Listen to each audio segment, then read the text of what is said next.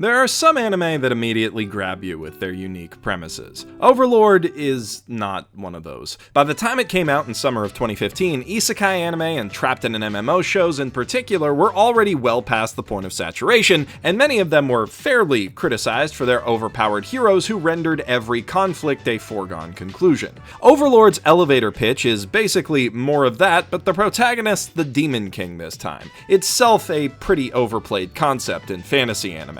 And following Spring's wildly popular Danmachi while competing against the more unique, at least on paper, fantasy shows Gate and Roku no Yusha, it seemed like a dud in the making. At least that's what I assumed at the start of that season. But you know what they say about assumptions. 3 years later, Overlord is the only one of those shows to have received a proper sequel, though Danmachi does have a spin-off out and a proper follow-up in the works. Despite being split into 2 cores for a longer runtime, Gate fizzled out fast, and I am willing to bet that you only just remembered that Roku no Yusha exists. On that note, looking at that summer's chart just reminded me that Charlotte's a thing, and damn, that is a series that really deserves a full video teardown.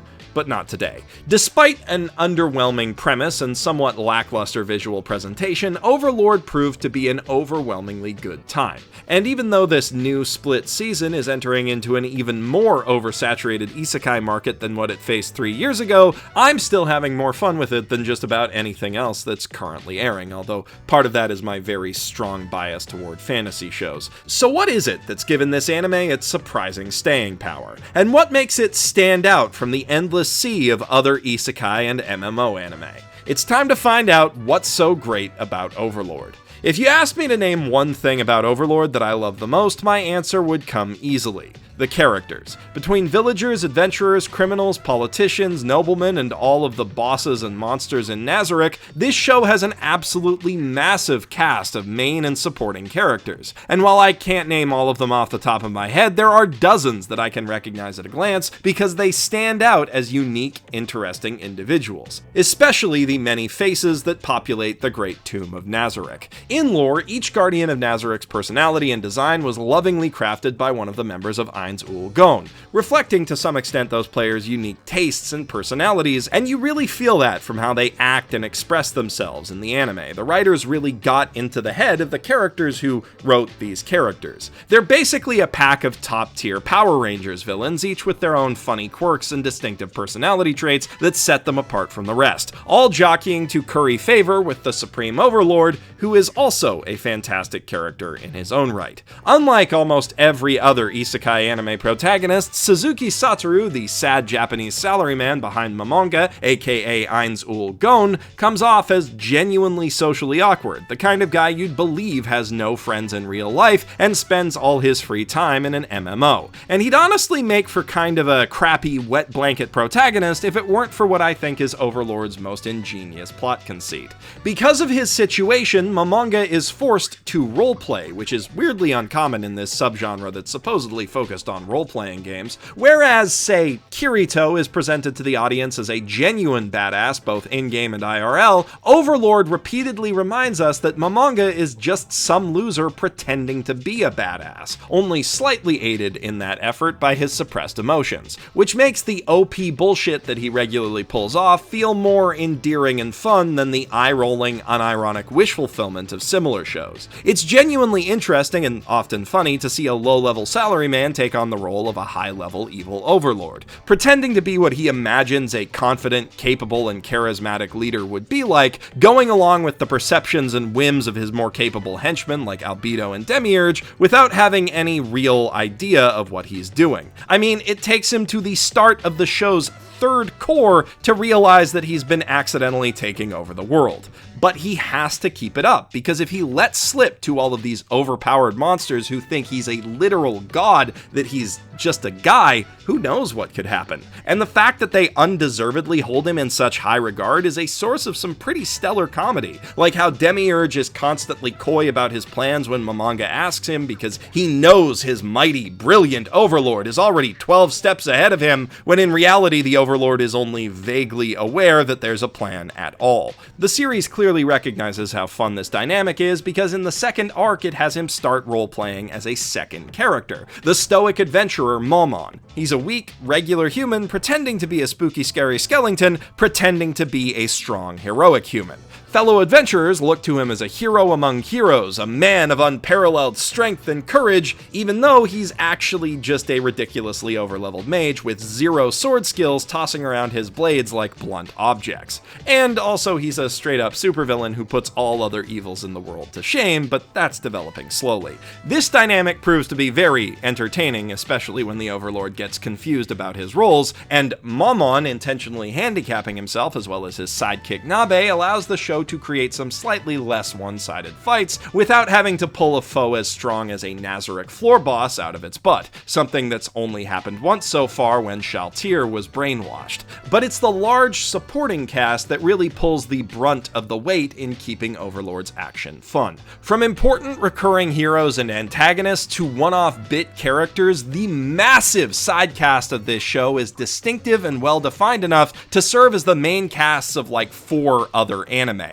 Just between the Blue Roses, the Eight Fingers, and the Knights of the Riestes Kingdom, you've got the foundation of a pretty solid full-length fantasy anime, or role-playing campaign for that matter, yet Sebas clears out all of the potential bosses in a couple minutes on his day off. That approach to storytelling really helps to sell how insanely powerful the denizens of Nazarick are compared to the rest of the world. This is a fantasy land full of capable, driven heroes and villains, yet all of their incredible abilities and unique backstories are mainly used to job for Nazarick. And while having main characters that insanely overpowered can easily remove the stakes from a story, and does here to a certain extent because there is rarely any doubt as to who will win a fight, Overlord's action is still fun to watch because all of the people they're killing are, for the most part, very hateable, which changes the attitudes that we have towards these fights from, oh, Sebas is gonna one-punch some more dudes, or boy, I wonder if this Clementine chick will go down in 1 sword swipe or 2, into, oh, you don't know who you just messed with, fuck 'em up! And facing off against a main cast who min-maxed their murdering stats while putting 0 points into empathy, they generally get fucked up pretty hard.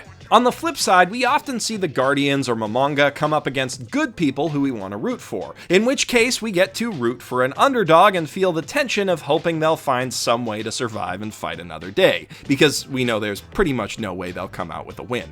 Hell, the entire first arc of the second season pulls the rug out from under us by casting our protagonist and his henchman Cocytus as mostly unseen villains, while we follow the struggle of a noble lizardman hero to unite the feuding tribes of his swampland home and fend off an encroaching evil. We get to know the main cast of lizard warriors and a surprisingly adorable lizard waifu pretty darn intimately before it even becomes clear that it's Nazarick who they're fighting. It's honestly a pretty clever trick of story structure. First, we start out rooting for the lizards to win against the undead army, or maybe for Momon to show up and save them, and then when it becomes clear who they're facing, we shift to hoping that Nazarick will recognize their skill and spirit and either spare or recruit them.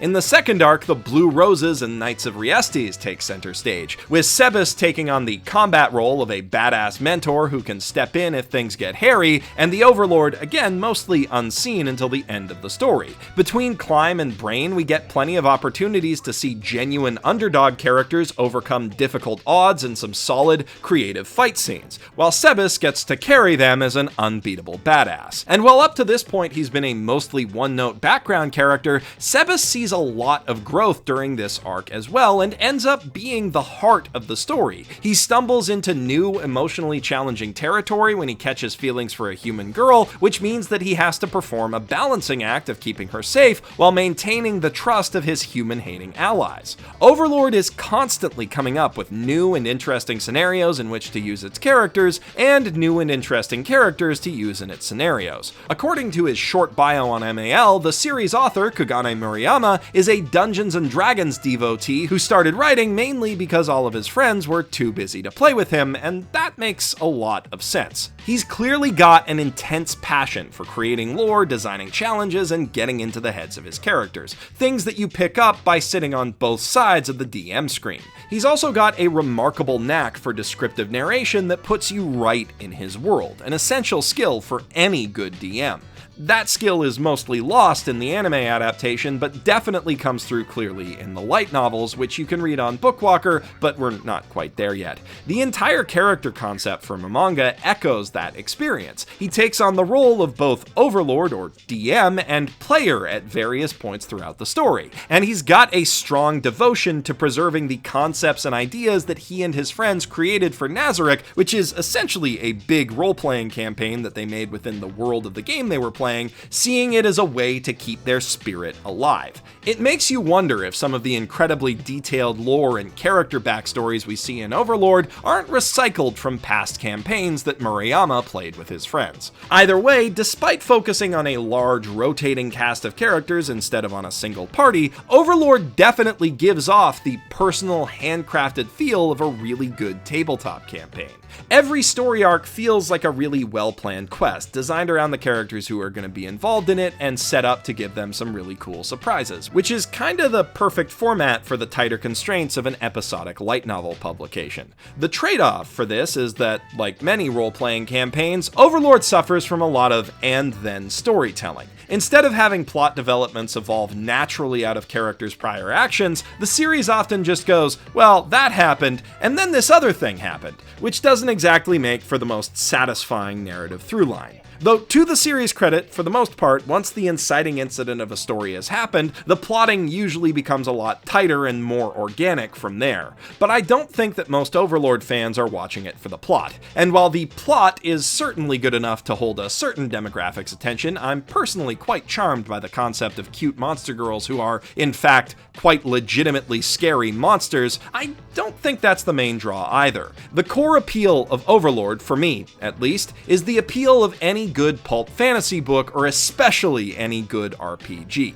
The fun of meeting many interesting, colorful characters and immersing yourself in an unfamiliar magical land. Of escaping from your mundane life for a little while and going on an adventure full of trials and tribulations. And I think that it's able to sell that more effectively than most other anime about games, because it's more focused on entertaining its audience than letting an author insert character live out a power fantasy. Though there is still a bit of that, and the protagonist is insanely overpowered. Is it perfect? Brilliant? Not really, but I think that it scratches an itch for fans of high fantasy that other isekai series, and most other fantasy anime in recent memory for that matter, just don't. And it has a lot of fun doing it too.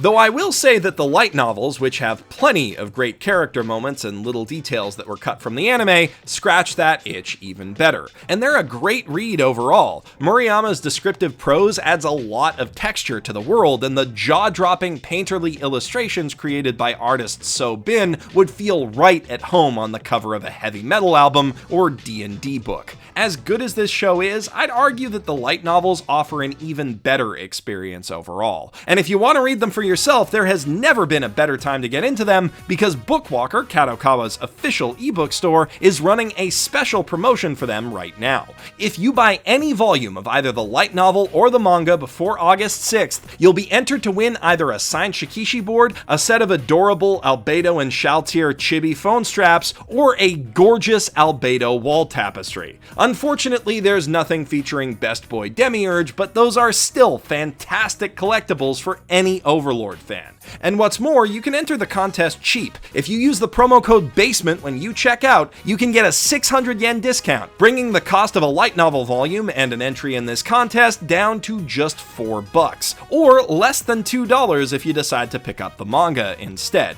Bookwalker has become my favorite way to read light novels and manga on the go, especially on long flights to and from cons, and they have a huge selection of books to choose from. Click the link in the doobly-doo to check them out, or download their app from whichever app store you use, and don't forget to use the promo code BASEMENT for a discount when you buy your first book, whether it be Overlord or any of their other great titles. But before you go check those out, be sure to leave a comment letting me know why you love Overlord, or why you hate it and I'm totally wrong about everything. And if you want to see more videos from me every week, don't forget to hit that subscribe button while you're down there. I'm Geoff Thew, professional shitbag, signing out from my mother's basement.